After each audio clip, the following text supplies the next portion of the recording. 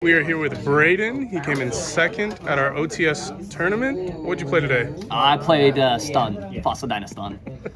I don't like anybody else having fun. So, heck yeah. Did anyone have fun? I don't think so. I don't think so. I think the games are actually a lot more complicated than what like a lot of Stun players get flack for. Like sometimes there's blowouts, but for the most part, it's just how about like you can interact with them. And I know in like game one and round one and round two, there was a lot of interaction to see how they could get through the different interactions. And then for me, it's just how to prevent them from doing that. Yeah, just controlling what they're doing. Yeah. So for the deck profile, 3 Fossil Dyna because the guy's broken. I want to run 3 Jowgen, but I didn't own Jowgen. I actually built this deck in 30 minutes with the cards I had left over, just laying around. So I ran 3 of the water because I didn't know of very many water decks in the format that could take advantage. And then I also ran 1 Earth, just because I think this is the proper count. I think 7 is good for a stun player, because you don't want to see too many of them, but you also want to see them at some point. So that's it for the main deck for the stun cards. So no special summoning unless I say so. For the hand traps, had 3 Veiler, 3 D-Shifter, and 2 Imperm. I don't own a 3rd Imperm, or there would be a 3rd Imperm in here. And I also don't own Ash Blossom, or there would be Ash Blossom in here. But the shifter was absolutely goated.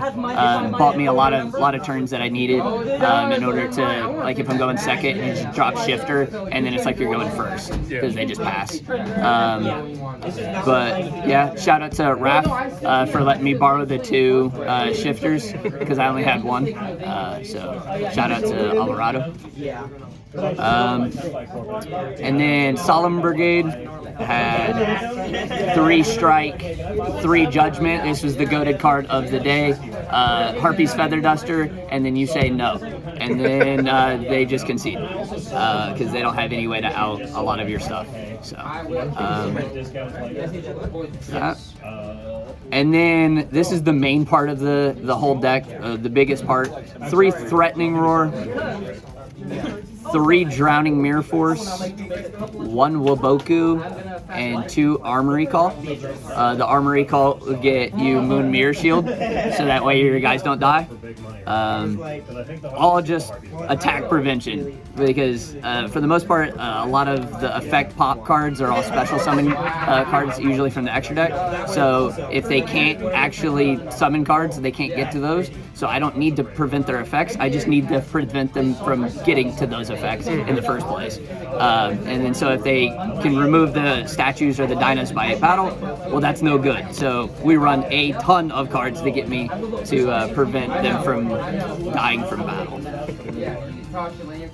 I don't think I had 1 die from battle all day. So with that count, I shouldn't. And then Floodgates, because Floodgates, running a macro and a D-Fish to go with the shifter, and then a Gozen match. I never found this card at all today, but I still very much appreciate it. And these 2 have won me games all day long. So no graveyard today. No, yeah. I don't care about my graveyard. You shouldn't care about your graveyard. And then the consistency for the last few cards, 3 Upstart, and I only own 1 Pot of Desire, so we ran the Pot of Desires to make the deck a little smaller. And then so that's it for the main deck. That's 40 cards. And then for no extra deck at all. I didn't even like pretend I had one. I just didn't show one, so I just didn't bring one. And then 2 more Berry statues just in case I need to see more in a specific deck, or I can swap them out if I'm playing against a water deck. 2 Amanos for going second. You can drop it, they can't activate any other effects, then you can set up your stuff, and then this bounces back. So never cited it in because I never found a reason to, but it's there. More hand traps. If I need more graveyard no-nos, we have more graveyard no-nos. Then we have 1 Storming Mirror Force. If I felt like I needed more protection against someone that can keep normal summoning over and over and over and over again, adding 1 Morris was plenty. Anti-spell fragrance for Runic. I did play against 1 Runic. I said it in, didn't see it, but it's there. 1 card in demise. If I needed to see more cards, it's a nice engine. 3 Dark Hole and 3 MST to break boards. And that's it. That's the 15 card side and the 40 card main. Heck yeah. If I were to update this deck, I would put Jougans and the spellcaster field spell that doesn't allow either your opponent to play field spells while Jougans on the field. Warlock?